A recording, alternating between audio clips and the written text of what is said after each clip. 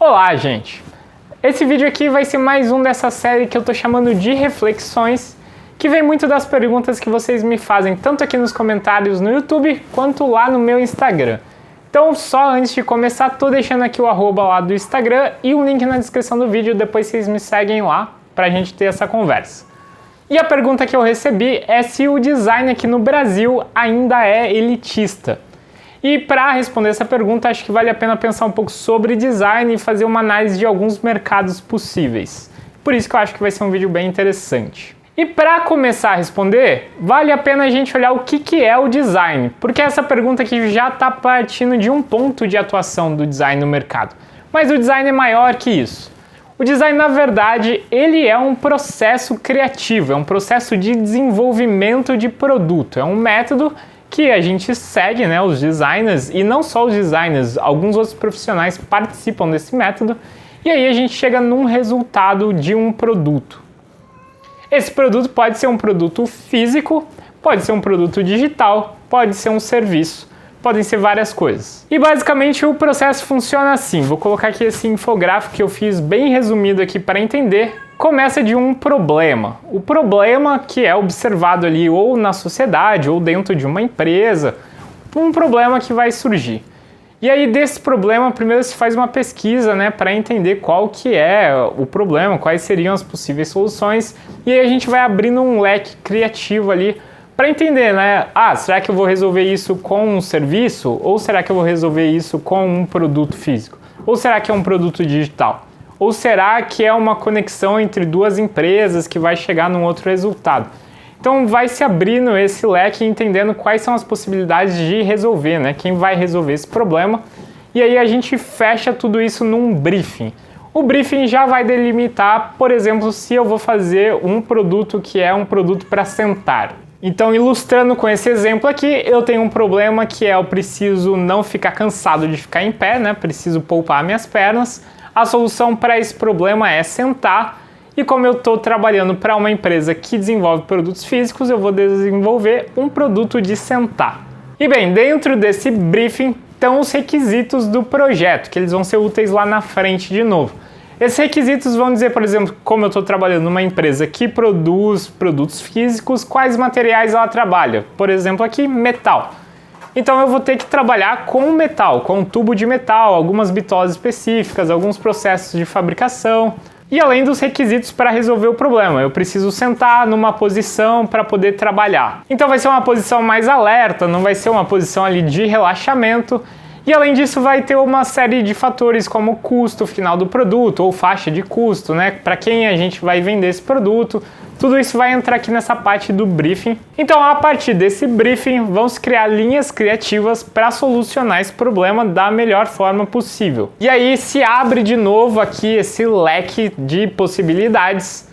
E quando você chega num ponto ali de exaurir quase todas as possibilidades, elas são infinitas, né? Mas a gente tem um tempo de projeto correndo em paralelo, então dentro desse tempo, quando você consegue atingir o maior número de possibilidades possíveis, você começa a ir filtrando elas por causa dos requisitos, e aí você vai prototipar, vai fazer testes com o usuário, vai fazer testes de fábrica, e aí você vai chegar no produto final, que depois vai entrar num processo de implementação na fábrica e num processo de distribuição e venda.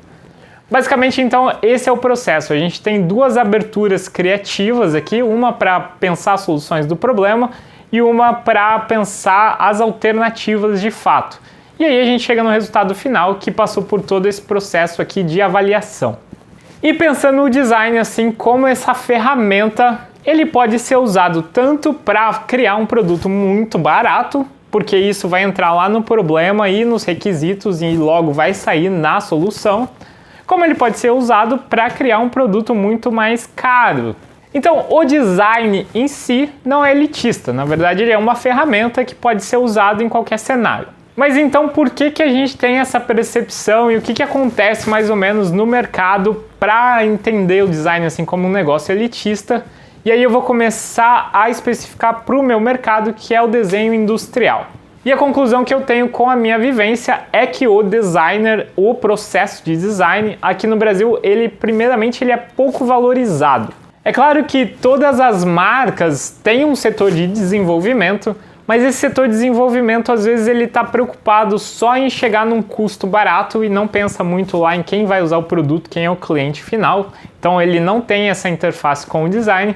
Às vezes ele está preocupado em copiar uma tendência de fora porque é mais barato a princípio, e é mais barato porque já foi testado, já tem um reconhecimento de mercado. E esse modo como esse mercado aqui, principalmente o mercado de imobiliário, foi se organizando, foi criando uma lacuna e quase que uma polarização. Então aqui no Brasil a gente tem as empresas que vão produzir produtos muito baratos para o grande varejo, e a gente tem algumas empresas ali mais na classe média alta, na classe mais alta, que são produtos mais seriados, mais limitados na tiragem, porque estão preocupados muito com o material. E aí um exemplo de fora é a IKEA. A IKEA, ela é uma marca de design de produtos para casa, mas esses produtos são baratos. E esses produtos são baratos porque ela produz no mundo inteiro, ela faz toda uma logística para eles ficarem baratos. Só que ainda assim eles trazem essa linguagem do design lá tradicional para dentro da empresa. Então eles tentam fazer essa interface com quem vai usar o produto e gerar ali uma identificação mais visual. E aqui no Brasil não existe essa empresa, existe ali um paralelo com a Tok-Stock, mas ainda assim a Tok-Stock ela é muito conservadora nos produtos dela. Não que a IKEA não tenha produtos conservadores, claro que tem, porque no geral a gente é conservador para a leitura de produtos, mas a IKEA ela tenta se posicionar ali mostrando esse design ali em busca da inovação formal. E essa é uma das razões da gente entender o design como uma coisa extra, quase como um luxo ali no desenvolvimento do projeto. E é por isso que a gente começa a criar essa percepção do design ser elitista. Só que tem uma outra coisa também que acontece, que é o design pop, o designer, quando a gente conhece ele, está muito ligado ao trabalho autoral. E aí o trabalho autoral ali se assemelha à produção de um artista, de certa forma, na questão da linguagem ser específica. E esse design mais pop, é o design que a gente fala ali no dia a dia, ele tem como natureza ser mais elitista, ser pensado para uma classe mais restrita. E por que que isso acontece? Isso acontece porque lá no começo, e daí já vou deixar para vocês uma dica de acompanhar aqui a História do Design, que é uma série que eu faço, estou deixando também um link da playlist na descrição, mas desde o começo o design ele vem refletindo sobre a produção industrial e essa interface com as artes. As artes elas eram mais avançadas visualmente, a produção industrial se perdeu, e aí essa interface entre artes e artesanato, claro que também era avançado visualmente, surgiu o designer ali, essa figura que faz essa interface entre as coisas, a produção industrial e esses avanços visuais. E desde o começo ele surge com esse caráter autoral por estar atrelado ali a essa ideia dos artistas, né, de quem estudava a arte. Então a gente vê desde sempre essas figuras muito personalistas no design, como por exemplo o William Morris. Mas ele vem vindo ali, ele avança, passa no modernismo, da Bauhaus, sempre vão ter as figuras ali que se destacam, mas ele vai ficando um pouco mais invisível, até que ele volta a aparecer de novo, mais ali pro final dos anos 80, começo dos anos 90, quando as galerias de arte começam a ter interesse numa produção de utilitários para criar esse mercado do que vai ser o design assinado.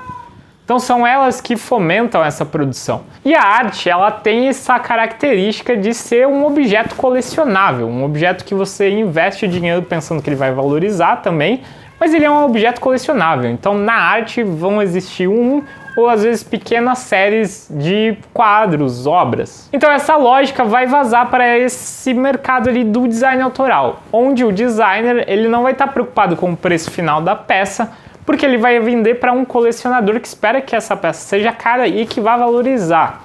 Então ele vai trabalhar ali com um recurso que chama escassez. Ele vai fazer uma série limitada de peças, ele vai usar os melhores materiais possíveis e vai treinar toda a experiência visual que ele quer dar naquelas peças.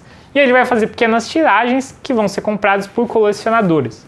Então essa característica de coleção e de escassez vão estar atreladas desde o começo com o design autoral. E como a linguagem do designer está ali como centro nesse tipo de produção, o designer começa a aparecer como um artista e começa a se popularizar, falar de design e se falar desse design porque você conhece os designers. Você não está falando lá do time de uma grande empresa que você não sabe quem trabalha lá. Você está falando de um cara específico ou uma mulher específica que desenha essas peças.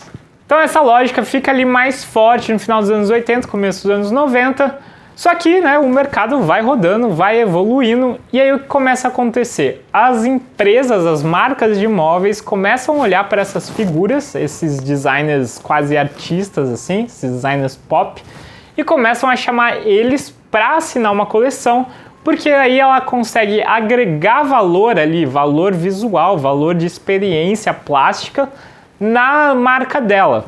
Então o designer acaba virando um tipo de branding da marca. Um jeito de reforçar que aquela marca está preocupada com a inovação formal. E nesse caso vão surgir, por exemplo, coleções assinadas por designers, esses designers autorais, para marcas que são mais acessíveis. E quando a marca é mais acessível, assinada por um designer, esse designer fica mais popular e a coisa vai se retroalimentando. A gente começa a falar mais desses designers e achar que o design é isso. É o designer autoral. E tem um exemplo que eu gosto bastante aqui no Brasil, que eles ajudaram a posicionar o design brasileiro nesse mercado, que são os irmãos Campana. Os irmãos Campana, eles começam a produção deles bem num esquema de ateliê mesmo, eles mesmos fazendo as peças. E isso faz com que eles possam fazer qualquer tipo de produção, porque eles não precisam se preocupar com a linha industrial, se aquilo vai ser viável. Então eles conseguem misturar o artesanal ali e a produção que depois vai ser industrializada. E como eles mesmos produziam, eles tinham um limite técnico e de capacidade física para fazer as peças, então essas peças eram seriadas e limitadas. E aí alguns críticos ali de design vão olhar para o trabalho deles, vão começar a falar sobre isso, e algumas galerias então vão chegar no conhecimento desse trabalho, até que algumas galerias vão adquirir.